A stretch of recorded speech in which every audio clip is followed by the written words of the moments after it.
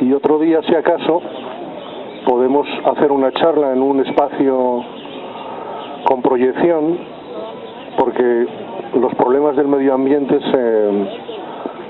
se ven mucho mejor con datos científicos sobre la mano y con proyección de esos datos en alguna sala. Bien, voy a hablar de los efectos de los usos humanos en áreas de montaña, especialmente en el sistema central, que es una zona donde yo estoy trabajando. En concreto estoy haciendo el seguimiento de la recolonización del lobo en el sistema central, de la población del norte, cómo recoloniza el territorio hacia el sur. Y esta investigación pues aporta una gran cantidad de información sobre los usos humanos de las áreas de montaña, que básicamente voy a hablar hoy de la ganadería, de la caza y de la actividad forestal. Bien, sabéis que las áreas de montaña son unos espacios naturales muy frágiles porque tienen condiciones climáticas hostiles, porque son espacios pequeños, muy aislados, y es muy importante en la conservación de las áreas de montaña, porque normalmente en las áreas de montaña se ha refugiado fauna y flora de origen centroeuropeo que no existe en las zonas de llanura, en la península ibérica, y al mismo tiempo, de manera que son especies que tienen pequeñas áreas de distribución y por lo tanto son frágiles, y al mismo tiempo las áreas de montaña son espacios que son muy importantes porque desde el punto de vista de la conectividad biológica sirven para conectar poblaciones que están distantes entre sí, a un lado y a otro de las zonas de montaña, y también tienen mucha importancia porque son fundamentales para la migración de las especies. Y normalmente las áreas de montaña, por ser espacios con condiciones climáticas concretas y diferentes del entorno, como he dicho antes, hay endemismos, muchos endemismos de flora y algunos endemismos de fauna que están aislados. Bien, la cuestión en las áreas de montaña es que actualmente los usos humanos en gran medida se desarrollan fuera de la ley, fuera de la legislación vigente, que básicamente se centra en la Ley de Patrimonio Natural y Biodiversidad, que aglutina las directivas europeas de conservación de fauna y flora y las normativas españolas que tienen también relación con la conservación de la fauna y la flora. Estas normativas normalmente establecen que las especies y los hábitats se deben conservar en estado favorable, tanto en los casos de especies que están catalogadas como especies de interés comunitario o que están catalogadas como especies en peligro de extinción o especies vulnerables. La obligación en todas estas especies y en todos los hábitats de interés comunitario es la conservación en estado favorable, es decir, la continuidad a largo plazo de las especies y de los hábitats en unas condiciones que sean biológicamente viables. Sin embargo, vamos a hablar ya de los usos. Los usos no permiten la conservación en estado favorable de estas comunidades, de estas especies y de estos hábitats. En primer lugar, vamos a hablar de la ganadería. La ganadería en áreas de montaña es una ganadería extensiva. Normalmente se pastorea dentro de términos municipales, que si visitáis las montañas veréis que están vallados.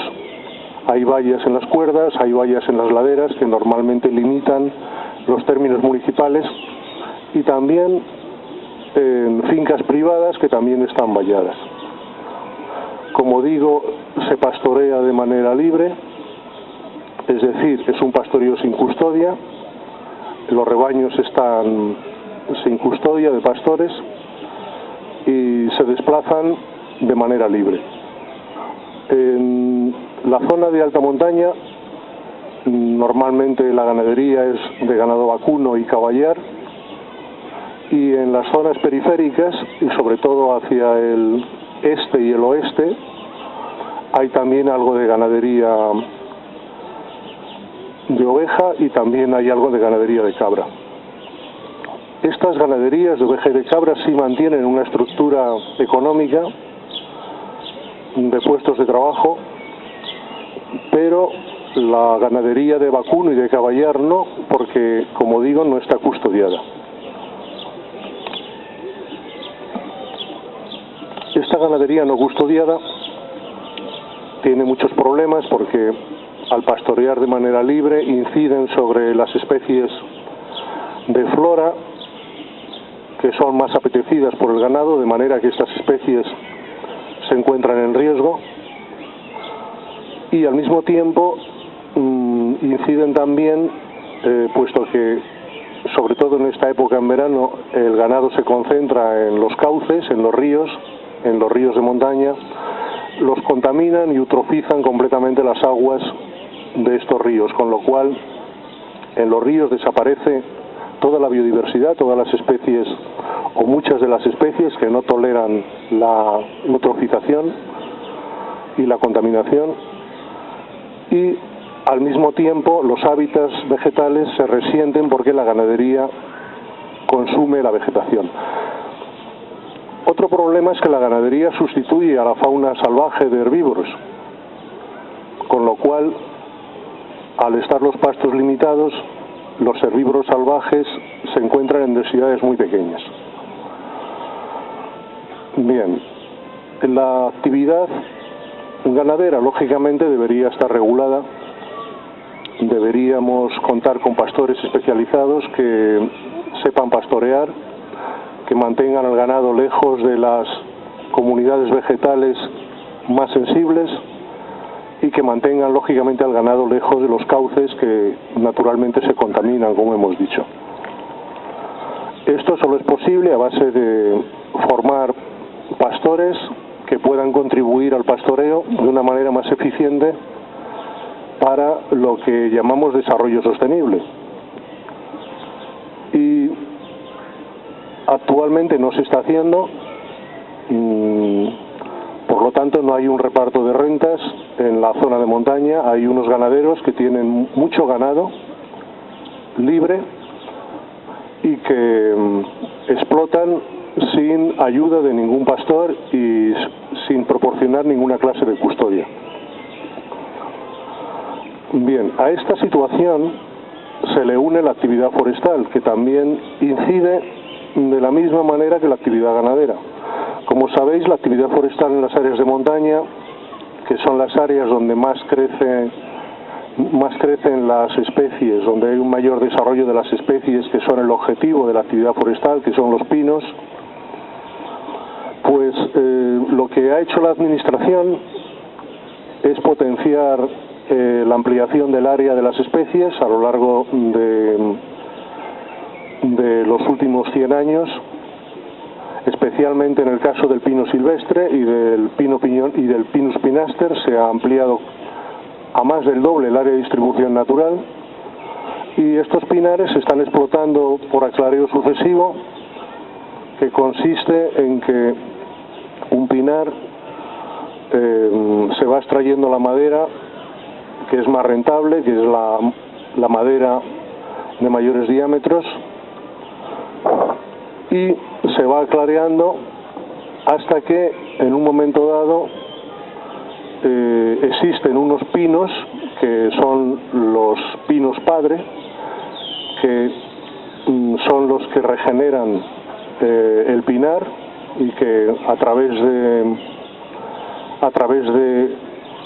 la caída de los piñones regeneran un pinar de pinos jóvenes que normalmente en esta fase se valla para que el ganado no incida sobre sobre los pinos, y después se cortan los árboles padre y se inicia un nuevo proceso de desarrollo vegetal del pinar con pinos de la misma clase de edad, de manera que el monte se ordena y a partir de ese momento se sigue extrayendo masa forestal mediante claras que normalmente en las primeras fases se dedican para las centrales de biomasa, para la producción de energía eléctrica, y después se van extrayendo los pinos de mayor desarrollo. Todo esto se está haciendo por empresas que normalmente trabajan en las regiones, pero no inciden de manera local en la actividad de los pueblos.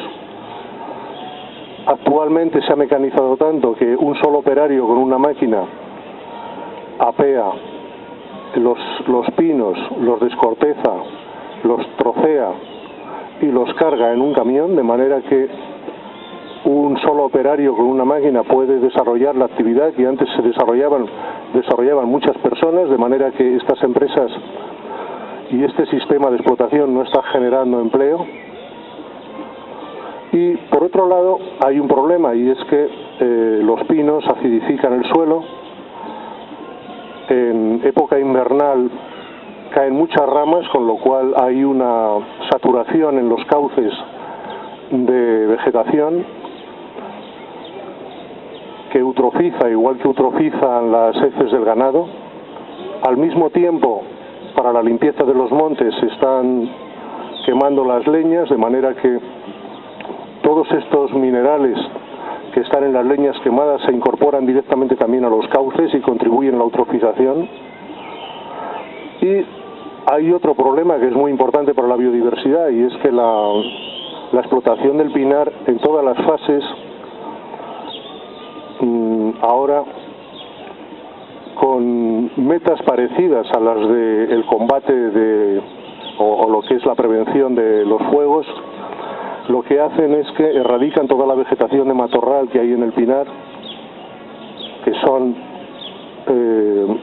las zarzamoras, las rosas silvestres, los acebos, las retamas, los piornos, todas las especies que producen fruto y que son básicas para la alimentación de todas las especies de fauna, tanto de las aves como de los pequeños carnívoros, de los roedores, que son la base de la alimentación de los predadores más grandes.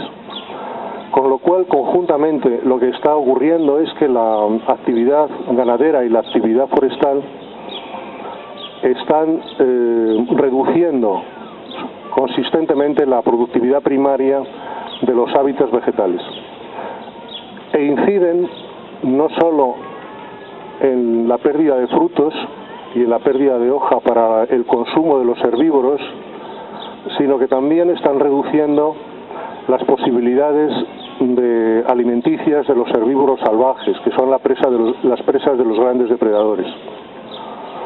Bien, los grandes depredadores sabéis que están en la cúspide de la pirámide trófica, son los que regulan a todas las especies y consiguientemente regulan también a través de la herbivoría la producción vegetal, la productividad primaria.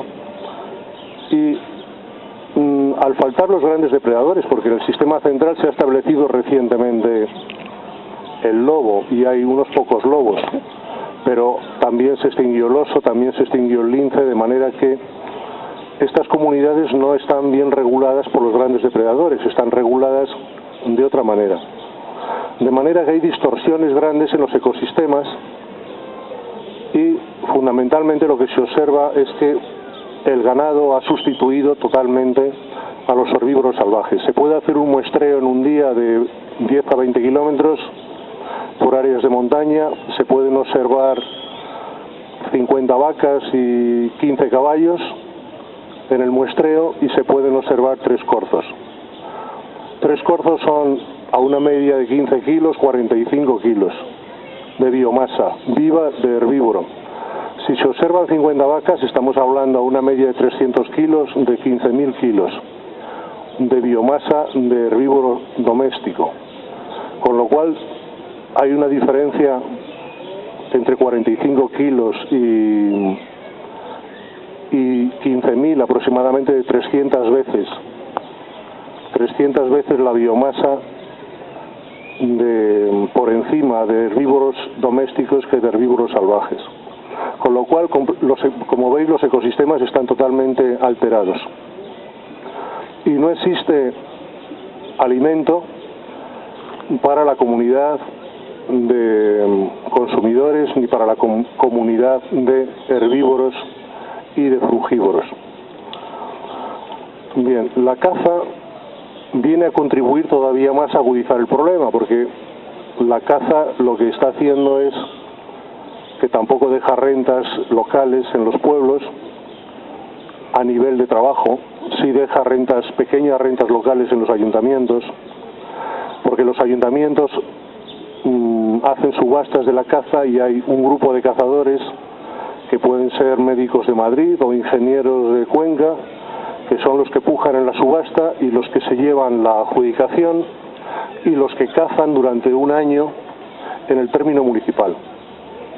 Y cazan exhaustivamente, de manera que a través de la caza reducen aún más las densidades de herbívoros y de ungulados, con lo cual estas densidades son todavía menores y, claro, no regulan de manera natural los hábitats vegetales ni aportan alimento a los grandes depredadores. Por otro lado, la caza se realiza con pocos valores éticos porque los cazadores intentan cazar todo lo posible. Muchas veces cazan animales que son jóvenes y los dejan abandonados. Se ven muchos casos de jabalíes que los matan y no los utilizan. Matan también muchos carnívoros que también dejan abandonados. Y por otro lado también se producen actividades ilegales porque, claro, la administración busca el mínimo esfuerzo y los agentes forestales no asisten a las cacerías y los cazadores pues cazan mucho más de lo que se les concede en las autorizaciones. De manera que es un sistema que empobrece los ecosistemas, que por otro lado no genera empleo en los pueblos de las áreas de montaña y por lo tanto es un ámbito en el que habría que trabajar mucho porque es evidente que la conservación de las especies, no solo las especies amenazadas ni las especies de interés comunitario, sino todas las especies, y la conservación de los hábitats es un requisito fundamental para entregar este planeta a las sucesivas generaciones, por lo menos con los mismos recursos que nos lo han entregado a nosotros, que es en eso en lo que se basa el desarrollo sostenible. Pero no está siendo posible, hay un empobrecimiento importante, cada vez más importante, de los recursos y esta es la situación. Habrá que hacer algo. En otros ámbitos el 15M está más avanzado que en los ámbitos de medio ambiente, pero tenemos que empezar a trabajar en plantear propuestas para que las cosas sean diferentes de como están siendo en estos momentos. Y bueno, si no quiero seguir porque ya supongo que hemos llegado a la hora que teníamos prevista, si te queréis hacer alguna pregunta.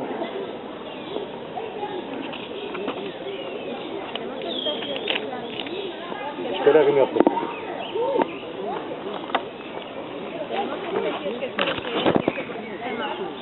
Que sean únicas de este sistema.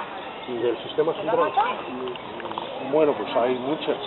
Está el Soles granarius, que es una musaraña que vive en el sistema central. El lagarto verdinegro, que es un endemismo ibérico muy importante. Tenemos topillo de las nieves en las zonas de alta montaña. Rana ibérica, que es un endemismo también, una rana muy pequeña, la rana patilarga.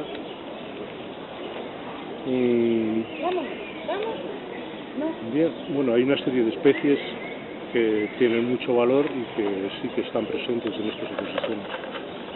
No hay muchas especies que sean endemismos y que están presentes comparativamente con el conjunto de especies de la biodiversidad. pero sí es un número importante en comparación a otros países, donde hay una mayor homogeneidad en los hábitats y donde las especies ocupan todos los hábitats y no están refugiadas en zonas de montaña. Pero España es una zona rica en endemismos, porque tenemos sistemas montañosos aislados y sí tenemos otro endemismo, la certa montícola, Irene, que es una lagartija de alta montaña, también está por encima de los 1900 metros en el sistema central, en la Sierra de Gredos, no está presente en la Sierra de Aillón. Existía el desmán de los Pirineos hasta los años 80, pero ha desaparecido, precisamente por la contaminación de los ríos. Y bueno, están desapareciendo las especies, está desapareciendo el sapito partero septentrional, que antes era muy abundante, y ahora mismo tiene un programa de reintroducción en Rascafría para la laguna de Peñalara. Está desapareciendo la salamandra, el tritón de Bosca también está en grave peligro de extinción. Bien, hay un conjunto de especies que están en riesgo. Precisamente el sistema central, por ser un área granítica, en España hay áreas graníticas de alta montaña, en Pirineos y en el sistema central, pero ya en Galicia hay mucho granito, pero ya no son zonas de alta montaña, pues son zonas únicas, ¿no? Y sin embargo, pues no se está cuidando. Por ejemplo, el Sores granarius, es la musaraña de bosque, vive en hábitats muy especializados porque vive en abedulares, en turberas de abedular y chopotemblón, y son muy escasas porque la ganadería está destruyéndolas. Es curioso que la administración no se haya preocupado de la regeneración de las especies autóctonas de árboles. Por ejemplo, son típicos en el sistema central, además del chopotemblón y el abedul, pues el acebo, por ejemplo, los cervales, el olmo de montaña, y nunca ha hecho repoblaciones de estas especies. Están centrados en los pinos, tanto en el Pinus nigra como en el Pinus silvestris, que es el más beneficiado, y el Pinus pinaster, pero estas otras especies no se han dedicado esfuerzos a su regeneración. Sin embargo, sí han iniciado una política de repoblación del pino negro, que es un pino que es el pino típico de alta montaña en Pirineos, que también lo hay en las sierras de Teruel, en Gúdar y en Jabalambre, y hay una pequeña área en el sistema ibérico, en la Sierra Cebollera, pero el sistema central no es su área natural, y sin embargo la Comunidad de Madrid ha iniciado repoblaciones de pino negro tanto aquí en la zona alta de Rascafría, al este del Peñalara, como en la zona alta de la Sierra de Aillón, en la zona de Montejo de la Sierra, cerca del Pico del Lobo, está en la cabecera del río Jarama. O sea que están siguen preocupándose de especies que no son autóctonas, de especies que no tienen interés a largo plazo, porque lo único que hacen es empobrecer el suelo de los hábitats en los que se están haciendo las regulaciones, pero siguen con la política forestal y no hay quien les saque de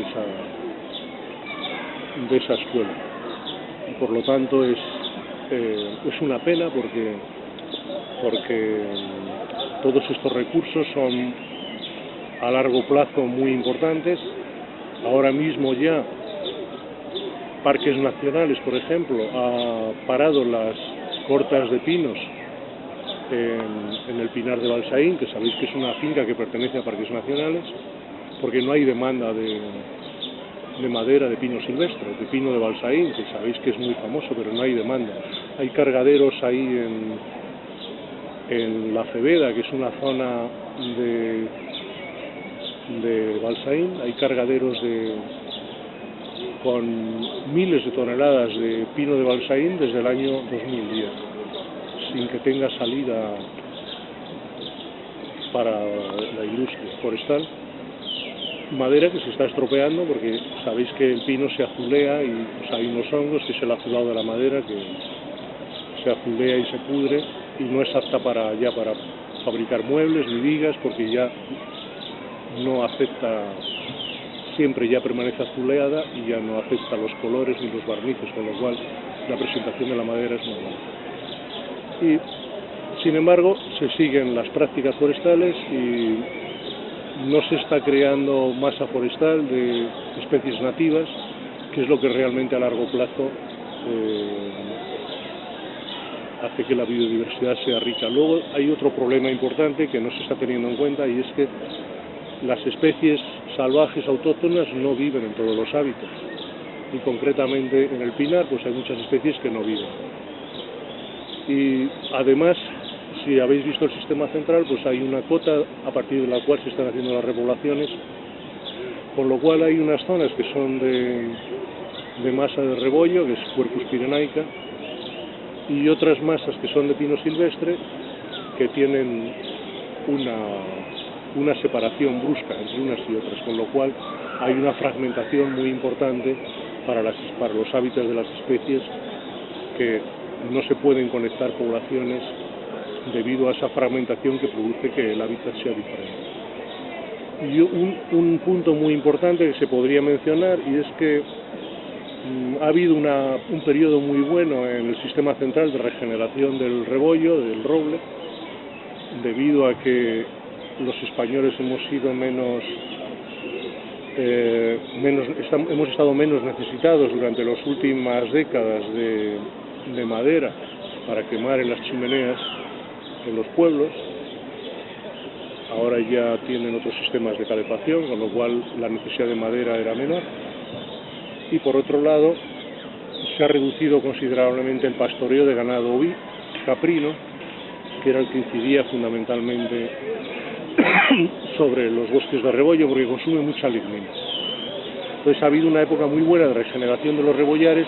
Sin embargo, ahora que se ha puesto de moda otra vez en los chalés de la sierra quemar la madera, pues se ha vuelto otra vez intensamente a cortar las suertes en los rebollares, de manera que se ha empezado otra vez a cortar el rebollar.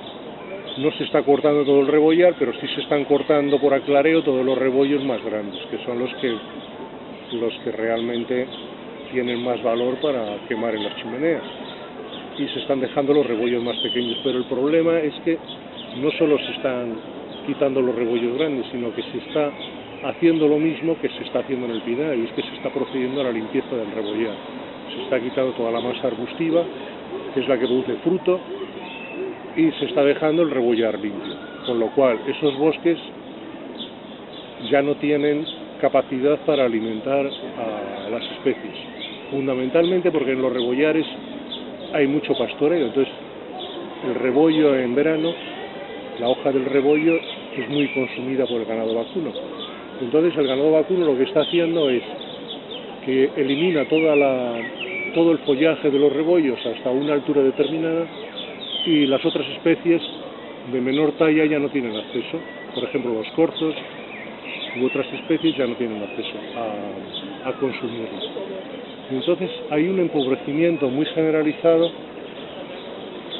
y no solo de la capacidad de producción de los ecosistemas, sino también que se están erosionando, y los ríos se están llenando de bancales de arena debido a la erosión, con lo cual todos los taludes se están colmatando, y los taludes ya no son un hábitat que aporte nichos para las especies que antes se refugiaban en los taludes. Por ejemplo, la musaraña de Cabrera, que es otra especie que antes no te he dicho, que es típica del sistema central, el Neomys anomalus, que es una musaraña acuática, mucho menor que el desmán de los Pirineos, y que vive en el sistema central, o vivía en el sistema central, prácticamente ha desaparecido, porque ni hay especies de insectos en los ríos, porque todos los ríos están colmatados de heces de ganado, de manera que todas las piedras están cubiertas, sobre todo en verano, y no hay insectos, que son la base de la alimentación de estas especies. Y al mismo tiempo, los taludes se han colmatado de arena y no tienen refugios. Con lo cual las especies están desapareciendo por una acción conjunta de esos factores principales que he dicho, la actividad ganadera, la actividad forestal y la caza. Y habrá que tomar medidas, y habrá que plantearlas. Primero, yo creo que todas estas cosas se resolverían con educación ambiental, educación en los valores, básicamente, como creo que los temas económicos se tienen que resolver con educación en valores éticos y morales. No lo ha dicho el ponente, pero decir que todo se tiene que resolver con impuestos y con multas y con controles, a mí no me parece que es la solución, porque las generaciones de españoles que vivimos actualmente no tenemos educación en valores, y precisamente esa es la razón de que todo esté mal, y por lo tanto es fundamental que haya educación en valores, no solo en técnicas y en prácticas ganaderas o forestales o cinegéticas que mejoren la situación, sino también educar en valores, porque es muy importante ahora que cada ciudadano contribuya al esfuerzo de conservación. O sea, cualquier ciudadano en cualquier pueblo en un momento dado puede decir las palabras justas y correctas para que una persona no haga algo que está haciendo, algo que es nocivo para el medio ambiente. Y esos ciudadanos no están formados y no pueden aportar esa palabra correcta que es necesaria. De manera que en los pueblos necesitamos que las familias discutan unos miembros con otros para que los que están haciendo mal las cosas las hagan correctamente, y que discutan unos vecinos con otros para que las cosas se empiecen a hacer de otra manera. Que no sean solo los agentes forestales los que saben de la cuestión, que no tienen por qué saber tampoco, porque tampoco se les forma para saber. Y se les deforma durante su carrera y durante su profesión, porque hay muchos casos de agentes que están dedicándose a labores que no son de conservación, que son de destrucción.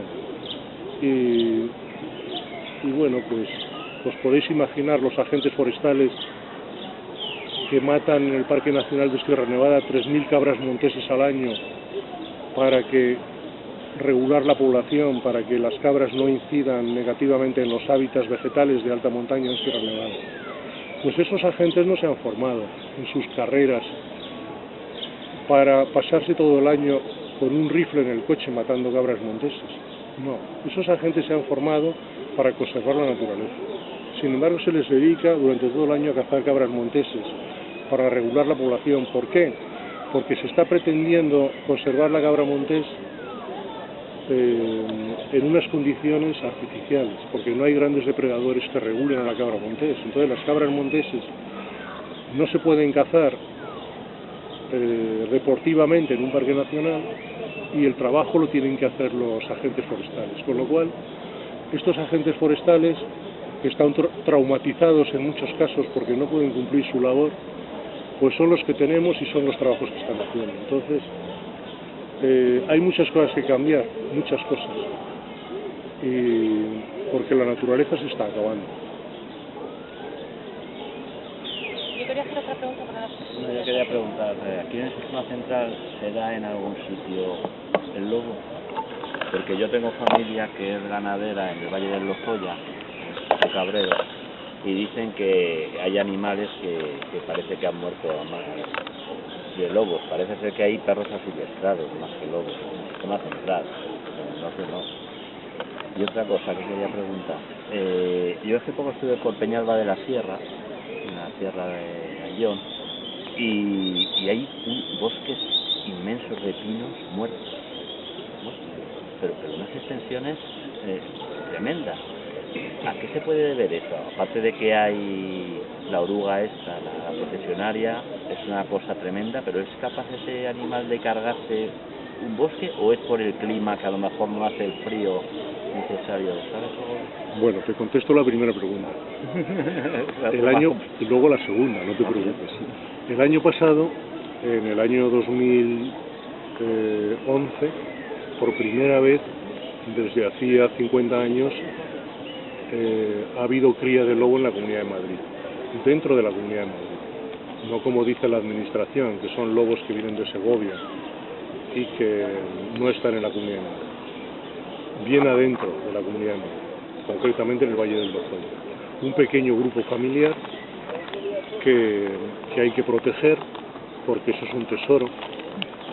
Y claro, en el Valle del Lozoya, si tú tienes familia allí, sabes que el ganado está libre. Y claro, está publicado ya que si los partos del ganado se realizan en la naturaleza, pues tanto por los terneros que mueren, que pueden morir en el parto, porque los ganaderos son un poco brutos también. Los ganaderos ahora tienen sementales para cubrir a las vacas que son de razas más grandes que las vacas. Entonces hay muchos problemas en los partos, porque los terneros son muy grandes y mueren en el parto. Entonces lo que tienen que hacer los ganaderos es buscar sementales que se ajustan al tamaño de las vacas, de manera que puedan fácilmente parir los terneros sin que mueran las vacas en el parto. Mira, ese es un problema.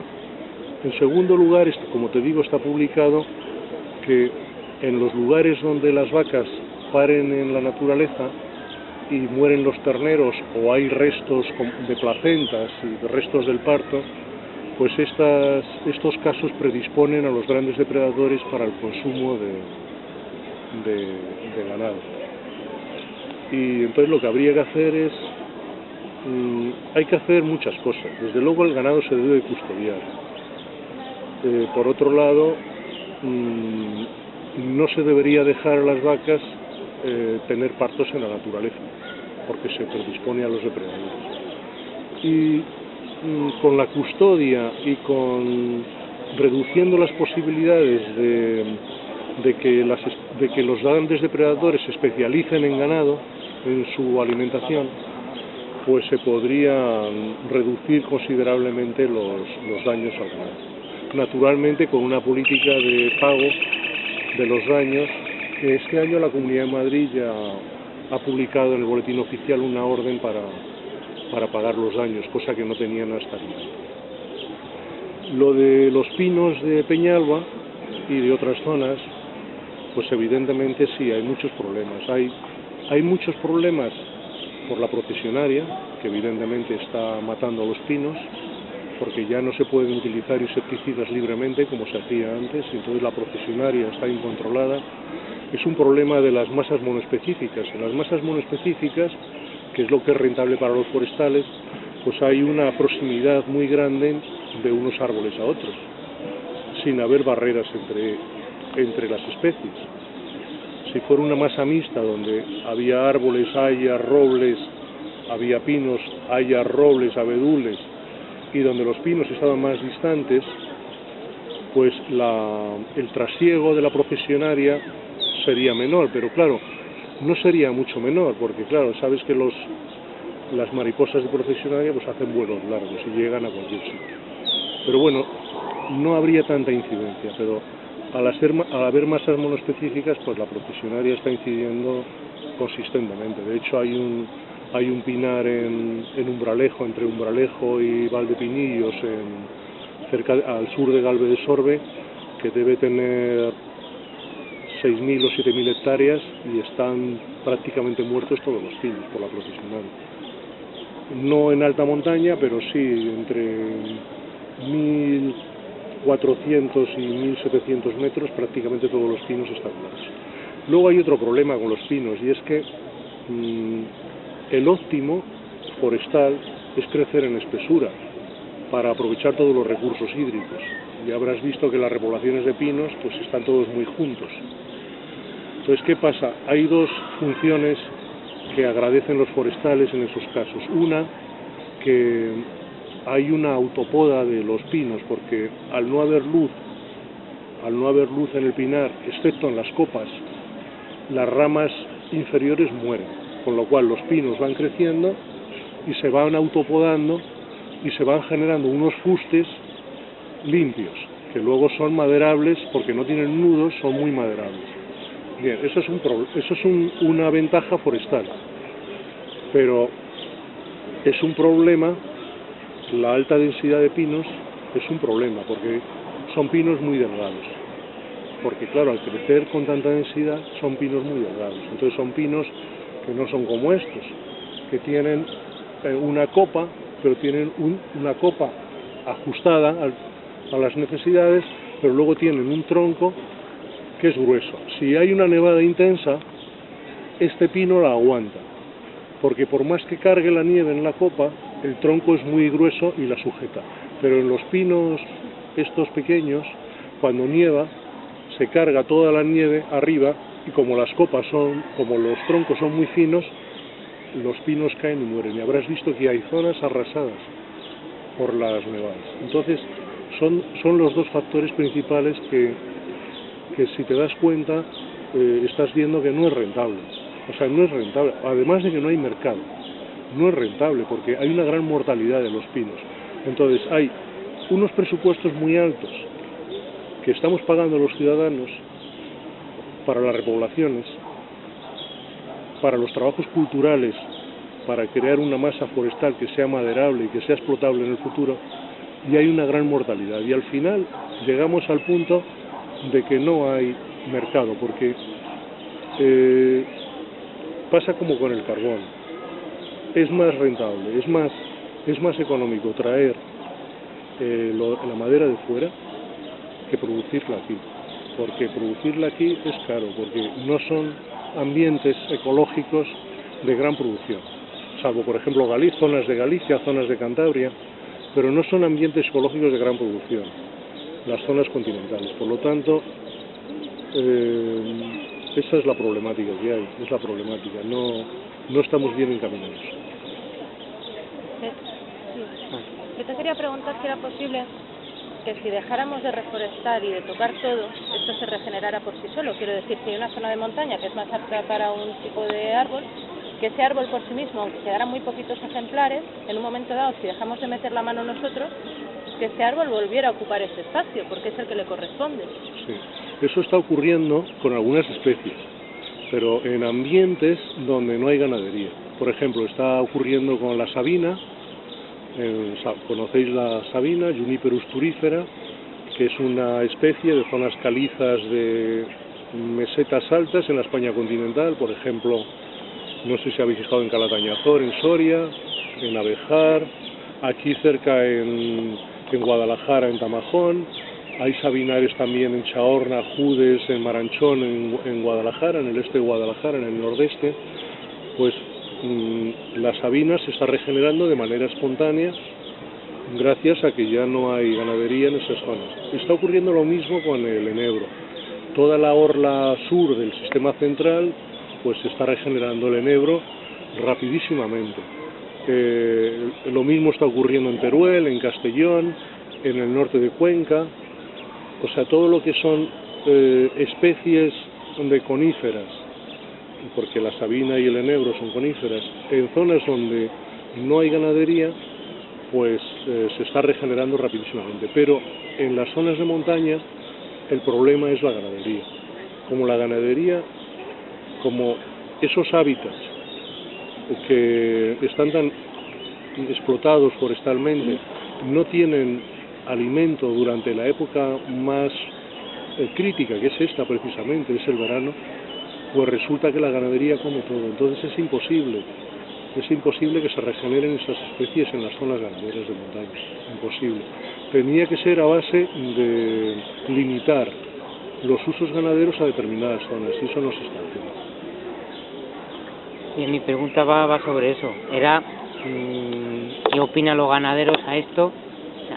Claro, porque ellos dirán, claro, yo necesito que las vacas pasten para poder yo vender mi carne y poder subsistir. Entonces, ¿qué equilibrio se puede buscar entre unos y otros para que ellos puedan vivir y a la vez no destrocemos el medio ambiente. Eso por un lado. Y luego te quería entender sobre la limpieza de los bosques. Yo estoy harto de sentir que hay que limpiar los bosques para los incendios. Claro, pero al irte a ti se me viene todo hacia abajo. ¿Hay algún equilibrio entre limpieza de bosque para evitar incendios? Dicen que con lo que se recoge biomasa para utilizarlo como combustible alternativo. Vamos a ver, la primera pregunta iba de cómo se puede compatibilizar la biodiversidad con la ganadería. Pues lógicamente habría que delimitar zonas, habría que zonificar, y tendría que haber zonas para tener recursos de biodiversidad y zonas para tener recursos ganaderos. Y con el objeto de que esas zonas no fueran estancas, sino que pudieran estar comunicadas. Ya lo he dicho antes, lo lógico es educar a los ganaderos en las prácticas de ganadería ecológica, de ganadería custodiada por pastores expertos en la rotación del pastoreo. Es decir, si tú tienes un rebaño que está 3 meses de verano incidiendo en un cauce, acaba destruyendo por completo la vegetación de ese cauce y acaba contaminando por completo ese cauce. Pero si tú tienes un pastor que rota y que lleva al ganado cada día a una zona, como ocurría antes, pues resulta que ya el ganado no incide tanto sobre la vegetación. Y por otro lado, el ganado, a través de la custodia, evita que la ganadería tenga ataques. No solo con pastores, sino también con perros. Los franceses en el Parque Nacional de Mercantour acaban de sacar una publicación que dicen que los ataques a los ganados de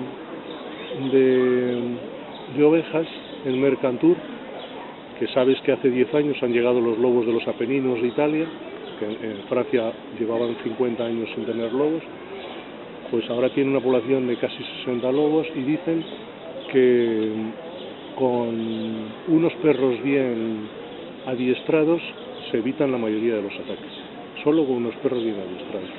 Entonces tenemos que ir a prácticas que sean que faciliten la compatibilidad entre la ganadería y la biodiversidad. Y la otra pregunta, ya no me recuerdo cuál era. Era sobre la limpieza de los bosques. Sí, yo estoy hablando de biodiversidad, evidentemente. Yo no estoy hablando de bosques limpios, porque un bosque limpio no tiene biodiversidad. Un pinar limpio, tal y como están actualmente, pues pueden alimentarse las ardillas porque trepan por los pinos y suben a comer las piñas. Pueden alimentarse los piquituertos, que son unos pájaros que tienen el pico asimétrico y que abren las escamas de las piñas para sacar los piñones, porque vuelan y van a la copa. Pero ninguna otra especie puede comer nada, porque esos pinares están con una capa de acículas secas en el suelo y con una capa de piñas sobre las acículas. Y es como están, no hay ningún alimento, ni puede vivir ahí nada de fauna subterránea, porque está totalmente acidificado el terreno por la influencia de la lignina. Por lo tanto, esos pinares son buenos para la producción forestal, son buenos para que no haya incendios, pero son malos para la biodiversidad. El problema de los incendios es un problema de educación, no es un problema de prevención, porque estamos viendo que la gente que quiere quemar, quema, allá donde estén los pinos, con prácticas de limpieza y con lo que sea.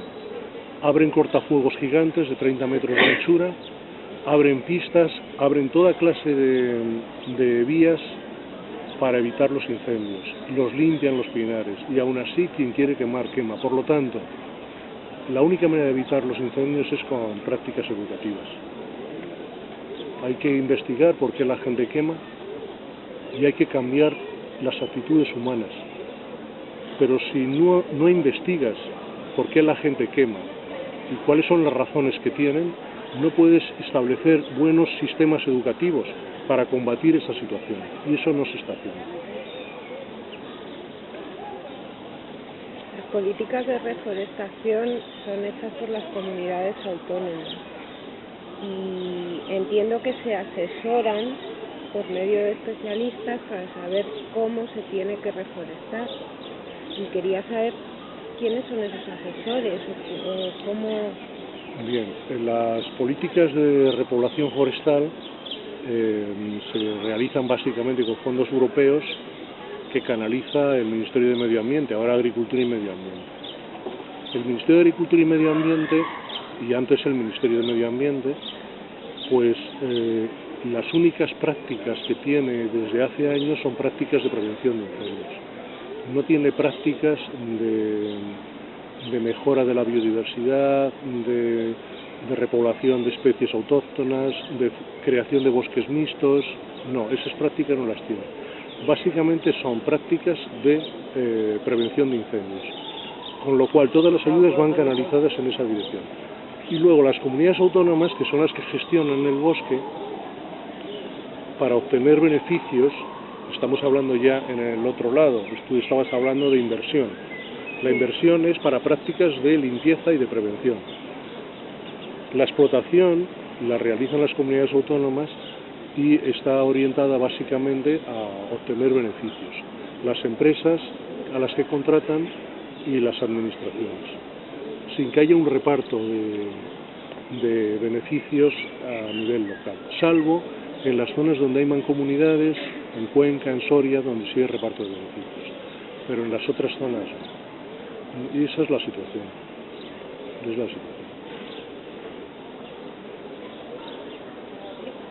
Los propios directores generales de las comunidades autónomas que gestionan la biodiversidad se quejan de que las ayudas europeas que canaliza el Ministerio de Medio Ambiente van a prevención de incendios, que no hay recursos para la conservación de la biodiversidad.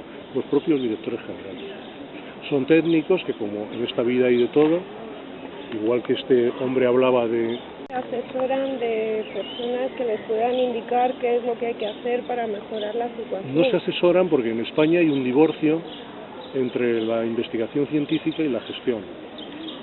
Y por lo tanto, mientras haya ese divorcio, pues no se asesorarán. Mientras la investigación científica sea un problema que pone límites a los usos y a la explotación, tal y como se está haciendo, pues no tendrán en cuenta la investigación científica, ni tendrán en cuenta a la gente que lo que quiere es la conservación de la biodiversidad, porque actualmente hay una incompatibilidad. O sea, tú no puedes conservar la biodiversidad al mismo tiempo que sostienes estos sistemas ganaderos, estos sistemas forestales o estos sistemas agrícolas. Es imposible. Por lo tanto, no hay forma de controlar eso. No hay forma de controlar. Yo antes te preguntaba si la naturaleza es capaz un poco de autorregenerarse y ahora te pregunto si es capaz de autorregularse, porque el año pasado recuerdo que se están recogiendo firmas porque se iba a abrir la caza, el tema de la veda, hacia los lobos, ¿no? Que se iba a permitir la caza de lobos, no sé exactamente dónde, y entonces yo entiendo que igual que con las cabras en otros espacios, si esas cabras no tienen alimento, pues se autorregularán. Si estos lobos no tienen alimento, se autorregularán. Y si están ahí, es porque tienen alimento y pueden sobrevivir. Mira, la autorregulación de la cabra montés en los años 80, en la Sierra de Cazorla y Segura, donde hubo durante varias décadas una política de mejora de la población de cabra montés, en perjuicio de todo el resto de la fauna, se alcanzó en Cazorla y Segura una población en el año 84 de 13.000 cabras monteses sin depredadores, que destruyeron por completamente los hábitats naturales hasta que se quedaron sin alimento, y hubo una epidemia de sarna y se murieron, creo que quedaron 70 ejemplares, se murieron 12.930 cabras monteses, y esas 70 ejemplares fueron las pioneras para generar la nueva población que hay ahora.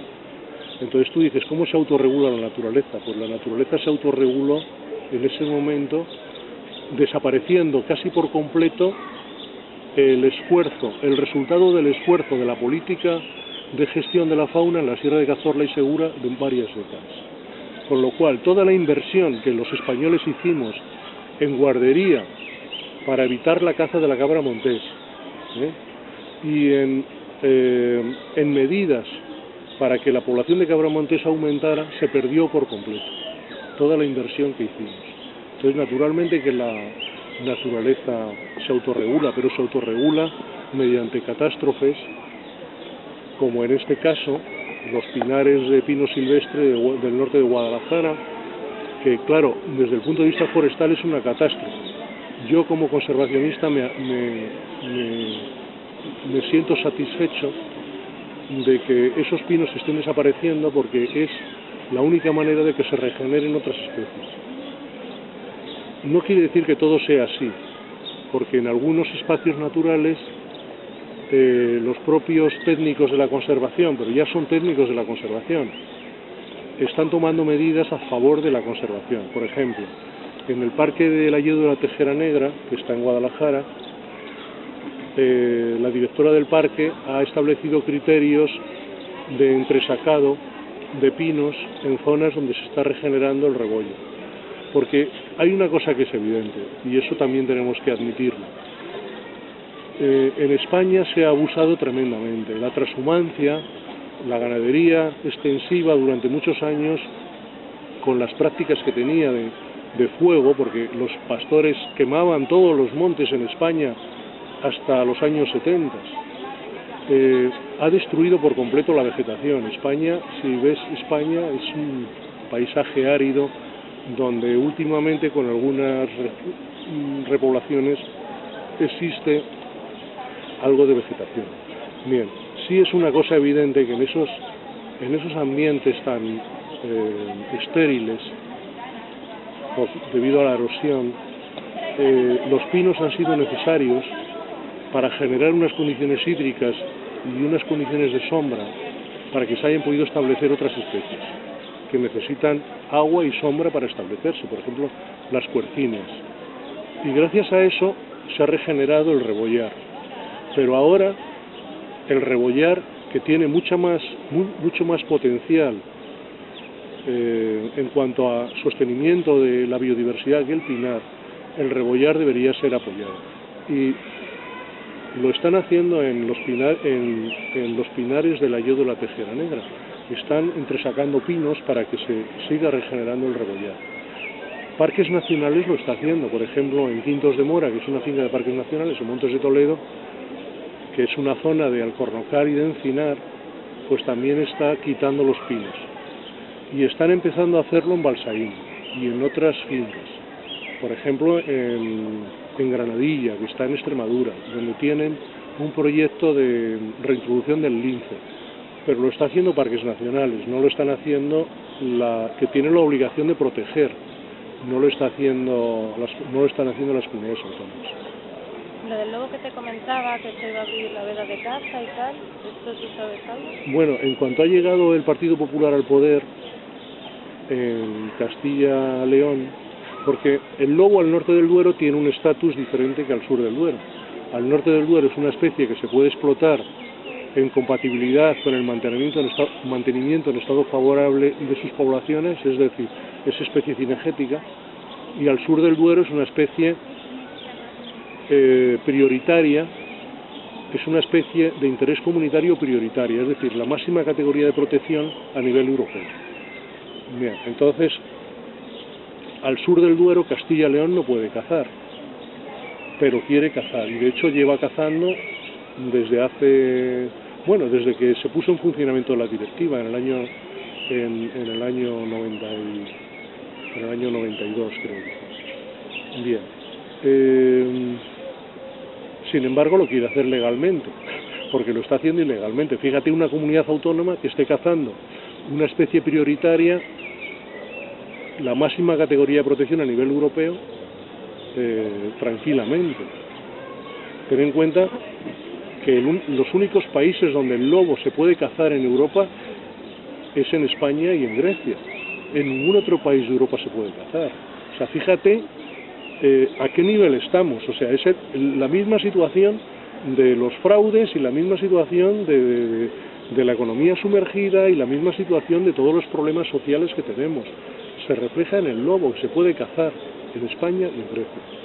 Bien, entonces en cuanto ha llegado el PP al poder, pues ha querido legalizar la caza del lobo al sur del Duero y lo ha propuesto en la Comunidad Europea. Lo han denegado. Lo han denegado porque no puede ser, porque la única franja donde hay lobos fuera del área donde es explotable es una franja estrecha al sur del Duero hasta el sistema central. En el sistema central hay 4 grupos reproductores de lobo y en total son 15 individuos, para que te hagas una idea. O sea, hay un grupo en Guadalajara que ha dejado de reproducirse en el año 2011 por persecución, un pequeño grupo en Madrid con 3 o 4 ejemplares, un grupo en Segovia que está mejor cerca de Segovia capital, que está mejor, que tiene 7 individuos, y un pequeño grupo de 2 o 3 individuos al lado de Riad. O sea, y es todo lo que hay. Entonces son 15 individuos en el sistema central. Y hay en Segovia otros 4 grupos pequeños. En Ávila no hay ningún grupo, es decir, en Salamanca tampoco. De todo lo que hay al sur del Duero, probablemente son 25 lobos. ¿Y 25 lobos justifican la caza del lobo? Pues 25 lobos es una densidad que está en el límite de la viabilidad, en el límite. Y además con todas las agresiones que se cometen sistemáticamente, pues probablemente desaparecerán. Entonces, la Comunidad Europea no lo ha admitido. No lo ha admitido.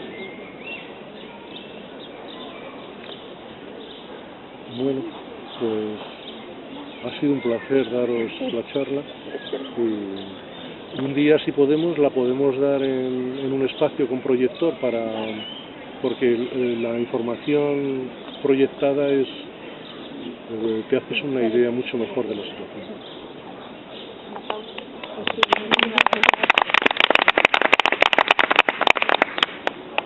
Muchas gracias a ti por venir. ¿Y los demás dónde andan?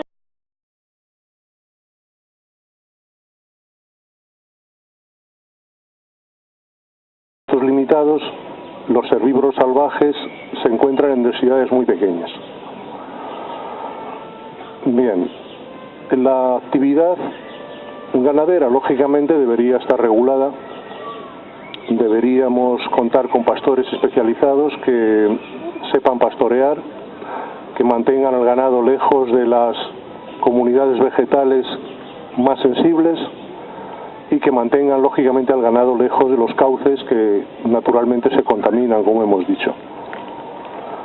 Esto solo es posible a base de formar pastores que puedan contribuir al pastoreo de una manera más eficiente para lo que llamamos desarrollo sostenible. Y actualmente no se está haciendo, por lo tanto no hay un reparto de rentas en la zona de montaña. Hay unos ganaderos que tienen mucho ganado libre y que explotan sin ayuda de ningún pastor y sin proporcionar ninguna clase de custodia.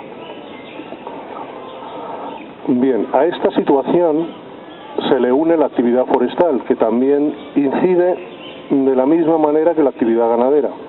Como sabéis, la actividad forestal en las áreas de montaña, que son las áreas donde más crecen las especies, donde hay un mayor desarrollo de las especies que son el objetivo de la actividad forestal, que son los pinos,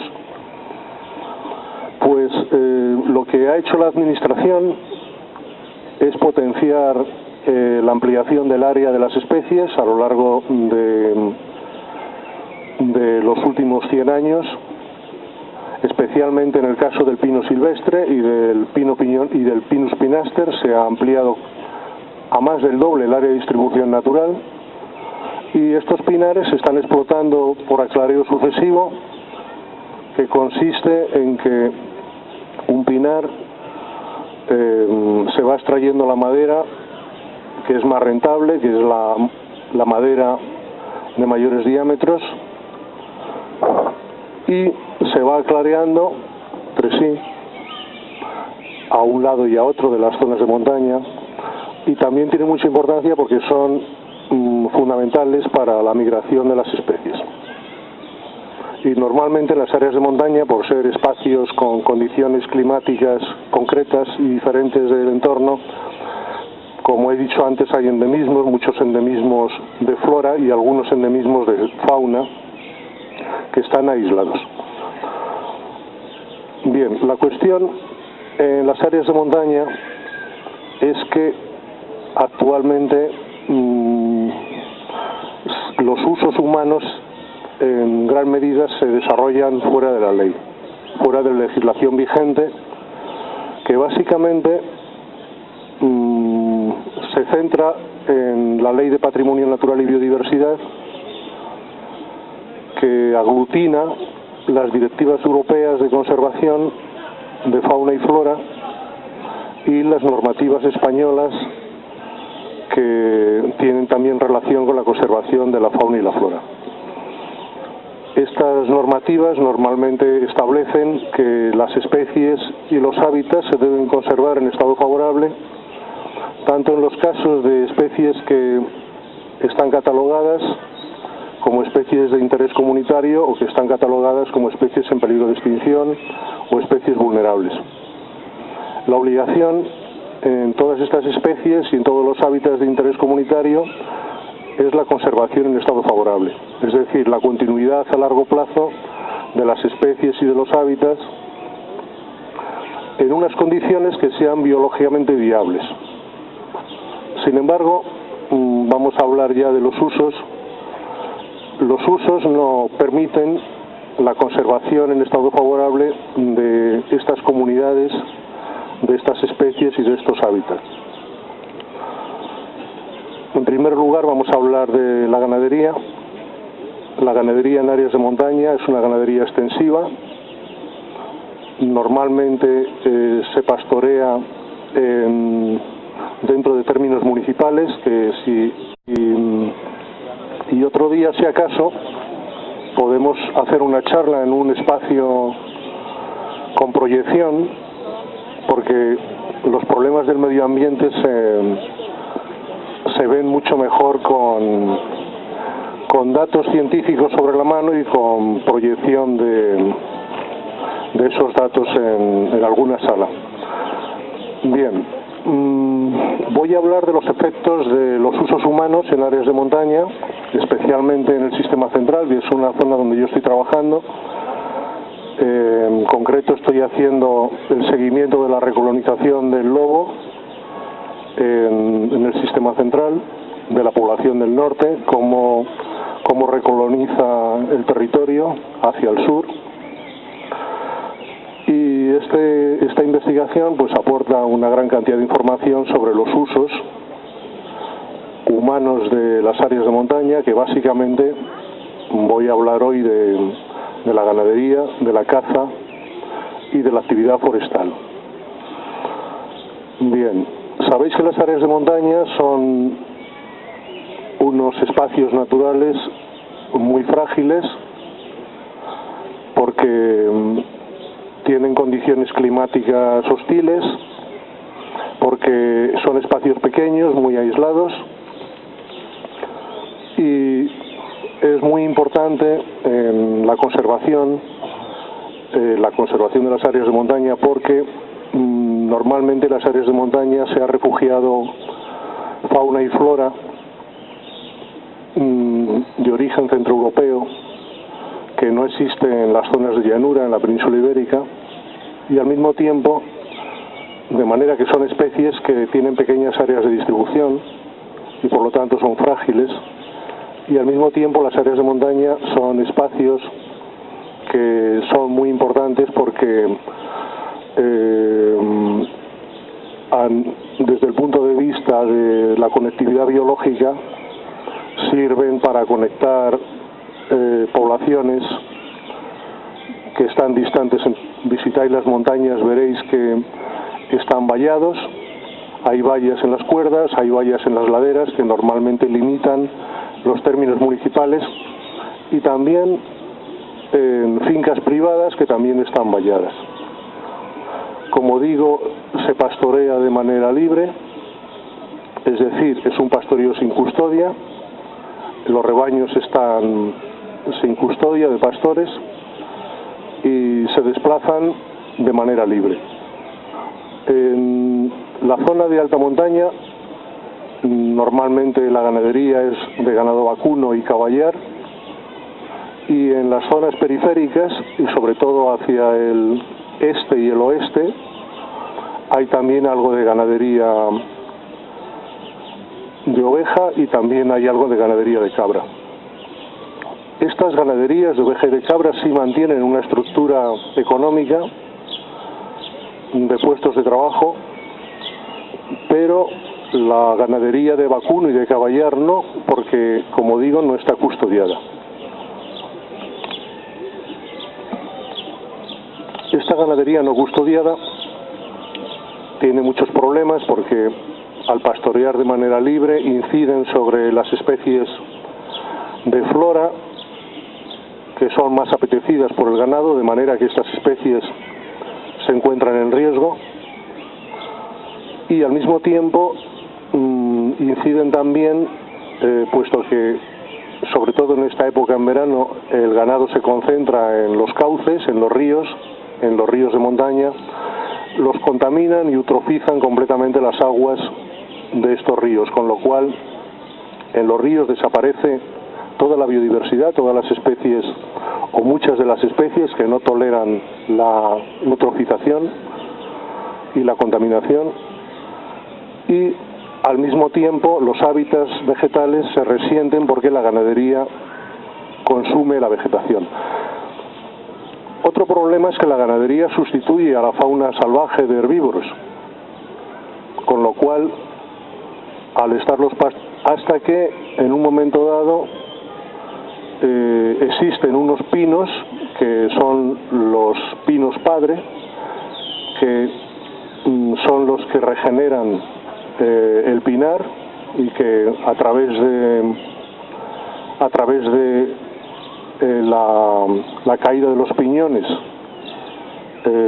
regeneran un pinar de pinos jóvenes que normalmente en esta fase se valla para que el ganado no incida sobre los pinos, y después se cortan los árboles padre y se inicia un nuevo proceso de desarrollo vegetal del pinar con pinos de la misma clase de edad, de manera que el monte se ordena y a partir de ese momento se sigue extrayendo masa forestal mediante claras que normalmente en las primeras fases se dedican para las centrales de biomasa, para la producción de energía eléctrica, y después se van extrayendo los pinos de mayor desarrollo.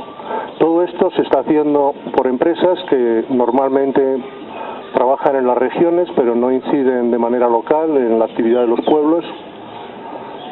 Actualmente se ha mecanizado tanto que un solo operario con una máquina apea los pinos, los descorteza, los trocea y los carga en un camión, de manera que un solo operario con una máquina puede desarrollar la actividad que antes se desarrollaban muchas personas, de manera que estas empresas y este sistema de explotación no está generando empleo. Y por otro lado hay un problema, y es que los pinos acidifican el suelo. En época invernal caen muchas ramas, con lo cual hay una saturación en los cauces de vegetación que eutrofiza, igual que eutrofizan las heces del ganado. Al mismo tiempo, para la limpieza de los montes se están quemando las leñas, de manera que todos estos minerales que están en